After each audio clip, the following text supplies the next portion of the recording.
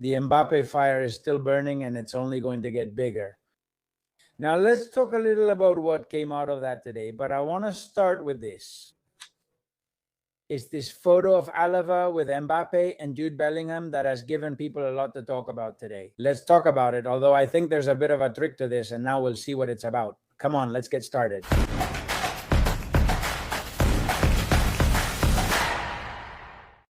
Welcome, Madridistas. How are you? How are you doing?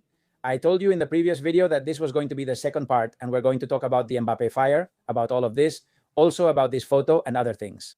But we got all fired up there with the Barça, UEFA, and the Federation stuff because I was blown away by what I was reading in the article from The Objective.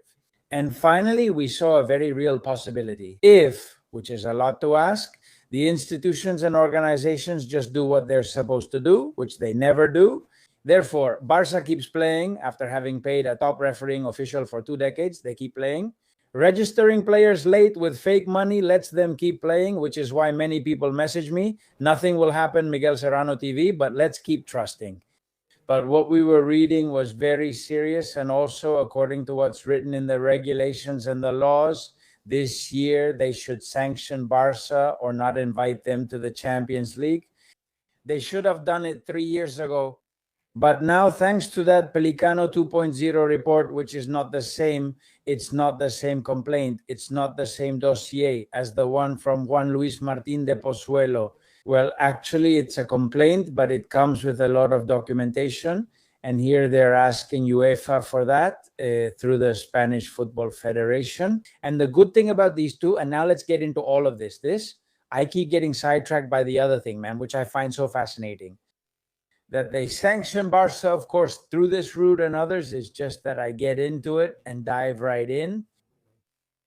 The good thing about these two complaints is that they're trying to move things that hadn't been moved yet.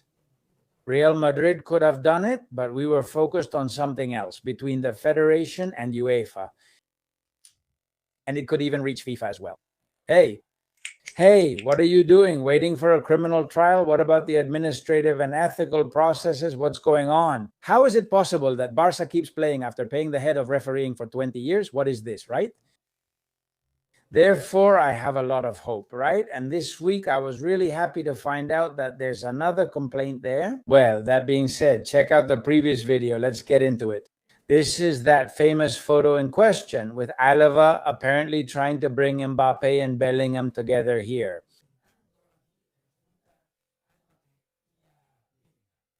And you say, of course, since there's been talk about the bad relationship between them. Now we'll give you one more fact. To lighten things up a bit, I'll also tell you, and actually, I think in a post here on the right, someone is saying, hey man, that's not entirely true because look at what they do. Of course, before the Austrian guy brings them together for a bit of a hug, Jude Bellingham goes and gives him a high five, offers his hand to Mbappe, and gives Mbappe a high five, and it seems like nothing is going on between them, right? He says something to him here. I think I'll tell you something else, Michele. I always use the same example, but it's really obvious for people my age, right? And especially for those from the Quinta del Buitre, right? Michele and Hugo Sanchez didn't get along, and even when one assisted the other, they'd still go over and high five and all that. When we've been in players' locker rooms, even if we don't get along with someone, fortunately, I never had an issue with anyone. But anyway, I've seen teammates who really don't get along, and then there's an assist or something, they high five, and nothing happens, right? But anyway, the thing is, there's something else that really stands out. And now let's get into that second or third interpretation of what happened with Mbappe yesterday. And it's this. From a friend, apparently a good friend of Bellingham, whose name is Toby Bichet,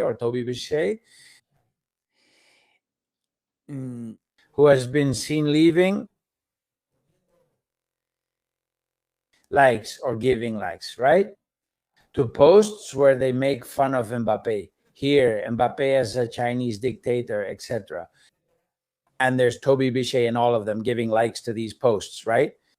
Well, look, the thing is that the locker room is not completely gone, but it's in really bad shape, very damaged. And that's where you need to take a scalpel to it. And if taking a scalpel to it means that one of these guys has to go, well, the only one who can do that is Florentino. Mourinho could come in, as we'll discuss soon, to restore order. But I think this is the worst I've ever seen the Real Madrid locker room in all my years watching football. Therefore, I don't know if even a Mourinho can fix those quarrels between the players. The division, the rift is huge because of events that happened naturally, because Bueno left, because some managed to get Xavi Alonso to leave and others didn't want him to go. And that's where the locker room fractured between December and January, if it hadn't already started before, right? But these statements from Mbappé yesterday, I also have a theory that they're not just about Arbeloa, because it's already pretty bad to go after a coach you know is about to leave soon. Arbeloa, plus being the team's most famous player, it's almost like being a bully. By the way, today, an old tweet from Arbeloa from 2018 has gone viral where he said that Mbappé was going to dominate the world. Damn. Well, anyway, who would have thought, right, that this was going to happen later? But yeah. Well, the history of sports is full of that kind of thing, right? I remember when, look, switching to motorcycles, Marc Marquez, his idol was Valentino Rossi, and look how they ended up, right? Anyway, the point is that, well, not only is the message, of course, against Arbeloa, and we'll give some more details in a moment, but also, and my theory is that he's sending it to Florentino Perez, to the presidency. Mbappe is so smart that he can send a message that literally says one thing on the surface, but then there are layers of subtext. This guy is very smart, very smart.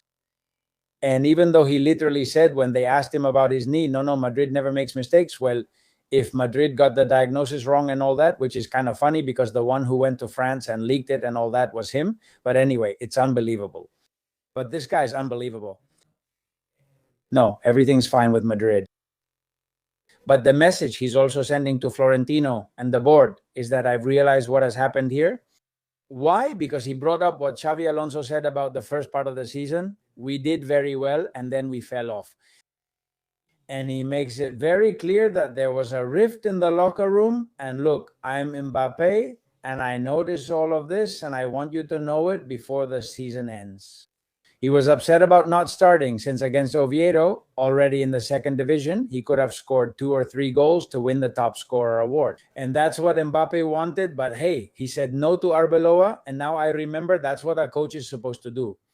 But continuing with the message to Florentino, 2 days earlier had brought all the attention from all of Real Madrid's problems onto himself and had said, I'm a problem here, elections, come on, let them kick me out. And look, the locker room is fine. They fought, they always fight and all that, with those contradictions we mentioned about Florentino. Like, he makes something that's not normal seem normal. Because how many of those fights that Florentino referred to that happen every year have resulted in a 500,000 euro fine for each player, 1 million in total? How many? None. So yes, some very serious things have happened. But anyway, Florentino, the attempt, Florentino, regardless of whether he managed it or not, or how that press conference went, that press conference that's already been talked about, Florentino's attempt was to take all that focus off the players and so on and draw it toward himself, taking advantage of the fact that he knows they want to push him out and that there's a movement going on behind the scenes.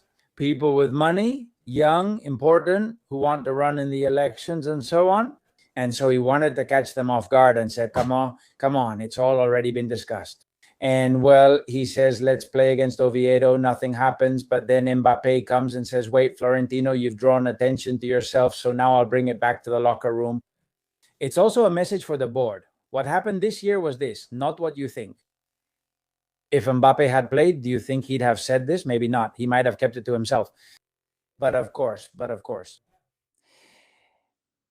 Being benched and the boos made Mbappe explode, made Mbappe lash out at Arbeloa. However, well, the boos being benched, the boos and Arbeloa's statements in previous press conferences, he claims he doesn't listen to the coach at press conferences, implying he's not interested, but he did hear when asked, will Mbappe be there tomorrow? And the coach replied, let's see if he finishes training. A bit of a jab from Arbeloa too, who has also sent some his way, but for me, with every reason in the world, to this player in previous press conferences. Because of leaving the last minutes of the training session before the day before the Clásico? Was it because Mbappe saw that he was going to be a substitute? And we were also coming from the trip to Italy, etc., and the little message about the tuxedo and all that. So Mbappe said, now you're going to find out. But then he goes and says that he doesn't watch his press conferences, which means Mbappe is very smart. Communication. It actually works very well, but he's a liar because that's not true.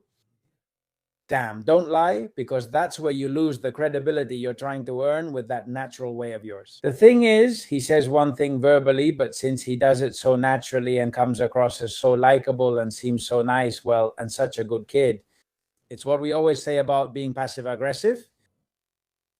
And what that le dijo Arbeloa, or what Arbeloa did, is that what the coach was supposed to do? Hey, I've already seen you bastard in training before the Clásico. You left after a while saying, oh, it hurts again because you saw I put you with the substitutes and you don't want to be in Barcelona and deal with the mess we've all had to deal with. Next time I see what you're doing, and I'll tell you that you can't play at the Bernabeu. But of course, because even if Arbeloa thought that Mbappe was ready to play, Mbappe takes the player at his word and tells him, I thought you were unwell 3 days ago. How can I put you in the starting lineup now? Arbeloa explained it very well, and he comes out angry and says no, that he was fine anyway. Honestly, very bad. But that message, as I say to the board, that message to Florentino,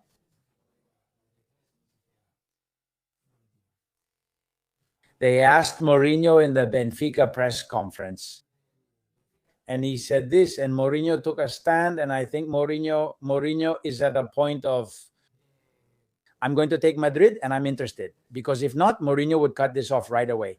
You ask me about Madrid, next question. I don't want to answer this, but instead he goes and answers. It was a Spanish journalist, I don't know if from El Chiringuito, who was asking about Arbeloa, about what happened with Mbappé, El Chiringuito.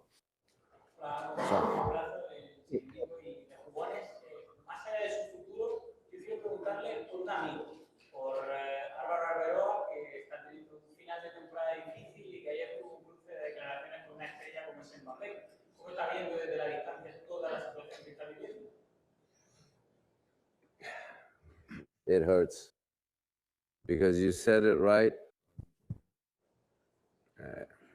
He's a friend. He's one of those who has given, he has given his soul. He has given his life for me as my player. And at the moment when he becomes the coach of Real Madrid, there is always this connection between me and Real Madrid when the coach is Alvaro. My connection grows even stronger, and I hope that things go well. But our life as coaches is like this. I joke a lot with my former players who later become coaches themselves. I joke a lot, and I always tell them, wait a couple of years, you'll see how many gray hairs you'll have. And now you know that being a player is much easier than being a coach. I'm sorry it has to be that way. But yesterday you won, and you won well. So at least today, be happy. Well, I'm not very happy, to be honest. But anyway, I feel sorry for him for what he's going through, of course. By the way, that today, Jose Felix Diaz on Ruben Martin's channel has dropped this. Listen to what he has to say about what Arbeloa would have said to some players this year, which they would have already shared and told, because these are really strong statements.